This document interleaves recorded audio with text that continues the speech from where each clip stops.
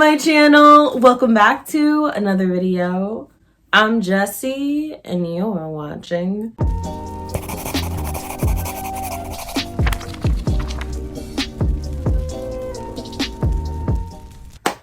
I'm minding my own business, right? And I'm in bed, I'm scrolling because I have no life. I'm thinking about the dishes that need to be done. I'm thinking about the books that I need to read. I'm thinking about the videos that I need to film. Do I do any of that? No. What I do instead is watch TikToks of people bouncing on beds. While doing this, I came across an article and the headline had me concerned. The headline had me concerned. And then I read the first two sentences and went, okay, all right. Okay. Halt the train. Halt the train. This needs to be a video. So in this video, I am going to be reacting to an article that is titled Tennessee Pastor Leads Book Burning of Harry Potter and Twilight Novels. I'm ready. The headline is, the live-streamed event drew large crowds who cheered as books deemed demonic by Pastor Greg Locke went up in flames. The irony of calling these books demonic while you are literally burning them is what's getting me. What gets me about this is the live stream. You couldn't just be content to do it. You had to make sure everybody saw. You were like, okay, let's put this on StreamYard. Hey, could you set up Skype? Could you? No, we got to get this on Skype. It's funny because it's giving modern day Salem witch trial. Like, all right, let's get everyone together. If the people who burned the Salem witches had access to streaming technology, I'm sorry, y'all, my camera was full and I had to take a moment because when my camera died, it allowed me to sit with the line. There was one counter protester, not a lone wolf. So Lone Wolf Dog held up copies of Fahrenheit 451 and On the Origin of Species and threw a book into the fire that he said was the Bible. He said, okay, tell me why it was a mic drop, but the mic was a Bible. I'm dead. That's how you know this person wasn't black, because if they were black, books wouldn't be the only thing burning in that fire.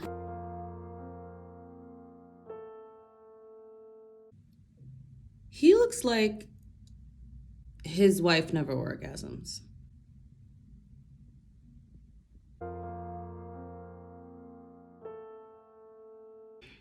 But you're literally trying to cancel books.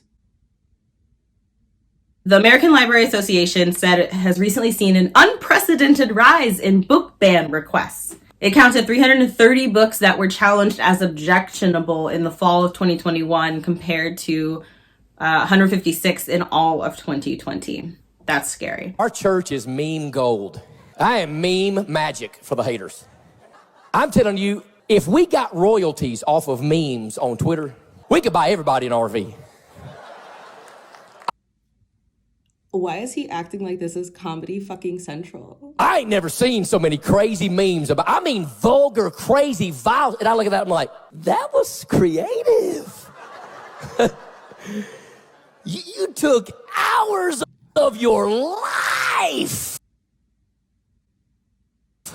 to develop that. I applaud you. I applaud you. Why is he a beluga whale? Why are you calling to your brethren from under the sea? Under the sea. And they're sitting back like, oh yeah, this is gonna make him get backed in the corner and suck his thumb. And he's gonna apologize. You are fueling my fire is what you're doing. Meme on, meme on, meme on.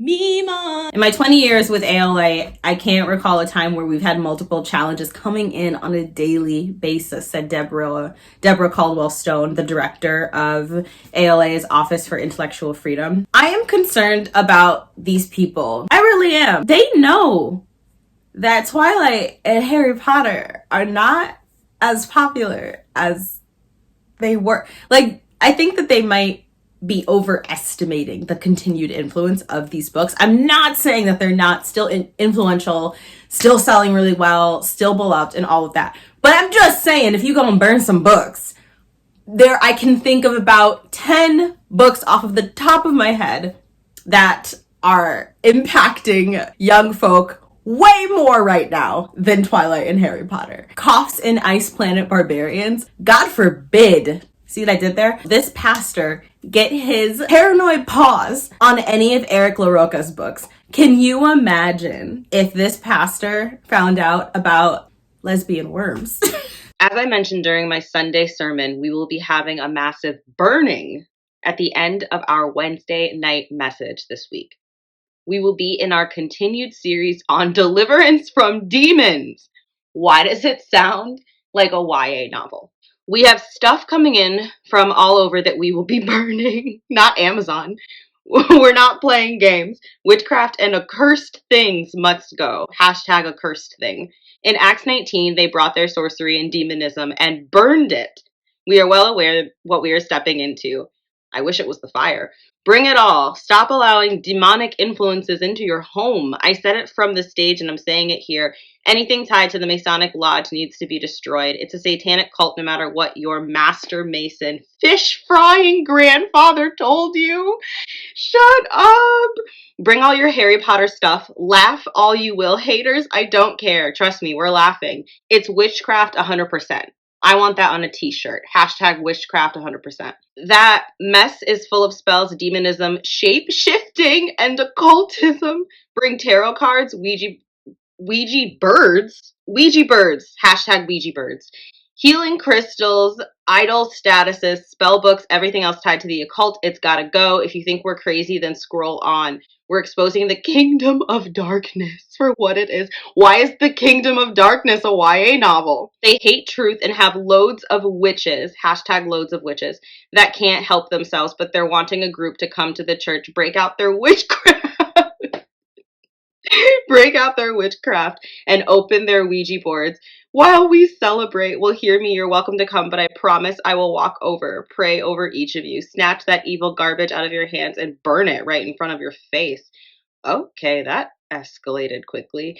We can't unsee the miracles that are happening around us. It's time to break covenant with the devil and grow in the Lord. Get there early. It's going to be absolutely amazing. It's the fire emojis for me. So I've been joking around about this because it's madness. But these attitudes do have very real repercussions on the circulation of these books, the view surrounding these books. I know it might seem like, oh, this is a small group, but it is absolutely not. And that kind of information restriction, that kind of information censorship and limiting does a lot of damage for our society, especially on young folk,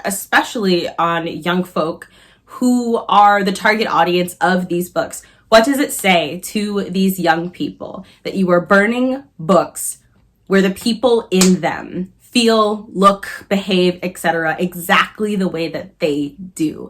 To a kid that feels like you are burning them. You know what I'm saying? Whether they realize it or not, this is an attack on queer youth. It's not okay. And so many other things. This issue expands beyond queerness and touches so many things, but that's not what this video is about. I just kind of wanted to share this article, react to it with y'all, and also tell you guys to be mindful. I know that it can be so freaking taxing to turn on the news, and there's so many different ways to resist and push back other than watching the news too, so don't feel guilty if you can't. But if you can, I do encourage and push you to stay up to date about what is happening and try to resist in any of the small ways that you can, because it does make a difference. That is going to do it for this video. Comment down below and let me know what you think of this issue. I would love to talk about your ideas on censorship and burning books that have harmful content, which depends, of course, on the eye of the beholder. I'm very excited to continue this discussion in the comment section with y'all. If you want more content from me, I do have a Patreon.